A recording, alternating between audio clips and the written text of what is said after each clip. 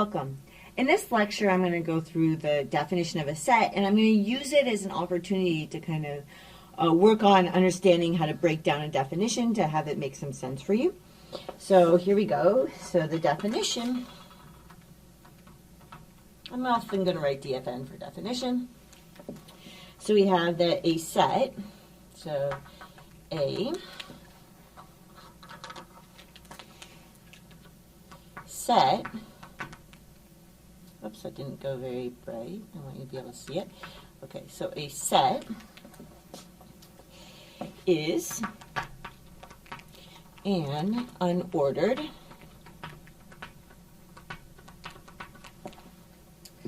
collection of distinct objects.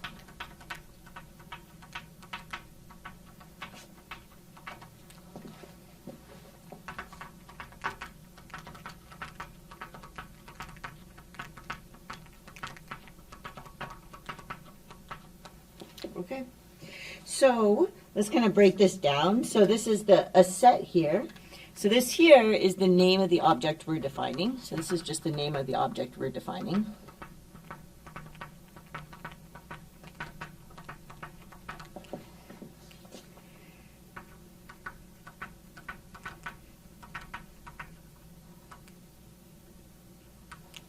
Okay, and then we have, so what is this unordered bit here? Well, okay, so let's go next to collection. So what kind of object is it? So I always say to students when you're like looking at a definition, you want to actually try to figure out what kind of object it is almost the first thing you're going to do. So this is a collection, okay?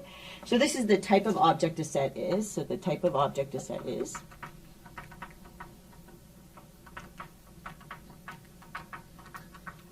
Object a set is. And then we have that it's going to be unordered. And this is going to tell us something about, so this part here tells me, this is the type of object, but it's, this collection is, the order doesn't matter for this collection, okay? So the order that the objects are listed doesn't matter.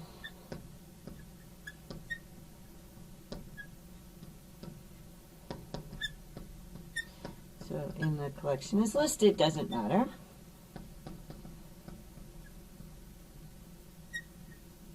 And that, in fact, right, is going to relate to, okay, so it's a collection. What is a collection of? It's a collection of, so one of the things we haven't highlighted here yet is what's a collection of, okay? So these are, we'll just do the objects part. Okay, so it's a collection of objects, right? And the collection could, consist of anything.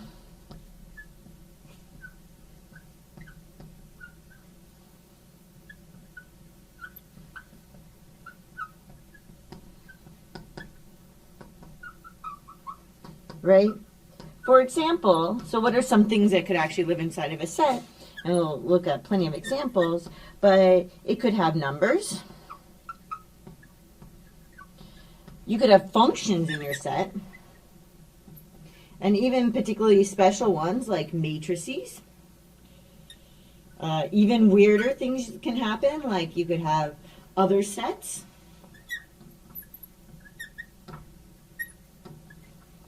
Okay? Or even a mix of objects. Nobody says that some things can't be numbers, and some could be functions, and some could be other sets. So, or even a mix of such objects.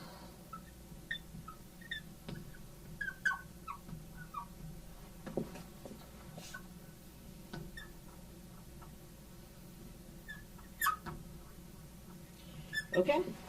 So it's a collection. So what do we know so far? It's a collection of objects. We know that they're unordered, so the order that they're listed in doesn't matter. But then what is the property of the objects that they do have to have? So one that they do have to have is that they're distinct. What color have I not used yet? I've used blue, I've used green, I've used orange, I've used white, I've used pink. I am going to return to green again. just because it's not in the same location here. So we have distinct. Okay, so a property of the objects, so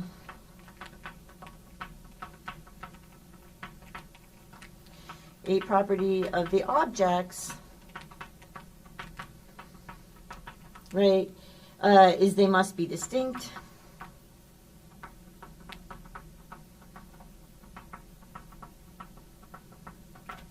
Right, and it's not that, like, so sometimes when you're doing kind of a computation, you might end up with the same object more than once, but we're not going to consider it to be a set if you're repeating the same object, and so you usually just leave out the repetition. Okay, so repetitions of objects are simply left out.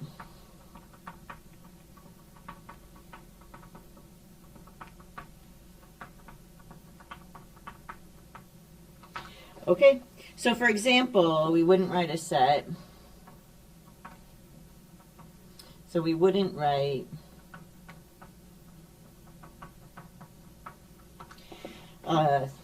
x, x, y, x, y. So that's what we wouldn't do. We would just write instead, we would just write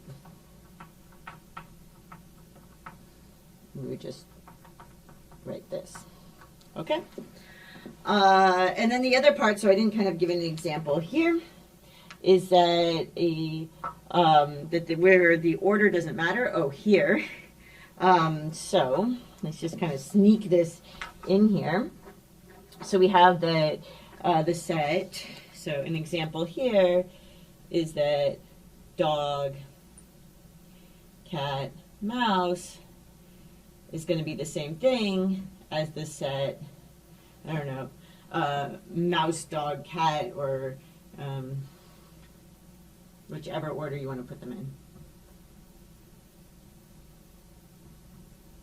Okay, those are the same set. It doesn't matter the order in which I listed them. And something that you might have seen here is that I've been using some notation all throughout. So let's just kind of explicitly say it. So the notation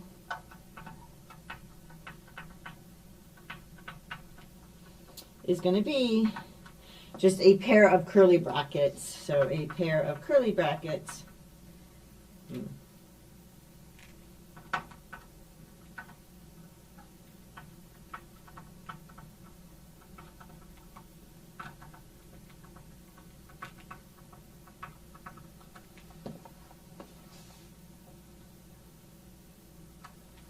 Okay, so like this. Okay, surrounds the list of objects in the set. So surrounds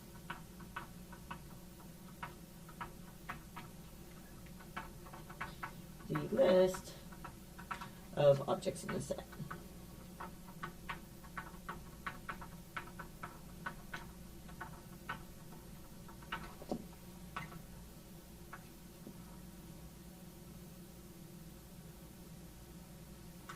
Okay, so here we go. Right, so what do we have? Let's kind of like look at this one more time because I used this as an opportunity to break things down. So what is the name of the object we're talking about? It's a set, so that's the part here.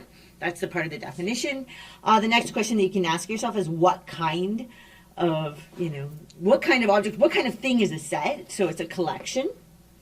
Okay, and then you look for what properties does it possess. So it's a collection of objects, right? And then we know that they have to be distinct, right? We're not going to list the same object more than once. And unordered, as in the order doesn't matter, okay? I would consider those to be the same set, even though I've written them in a different order, okay? So these are things to look for in a definition. This is also a useful definition. We usually list the things inside of curly brackets like this when we're talking about a set. Okay, so I hope that made some sense, and I will see you in the next lecture.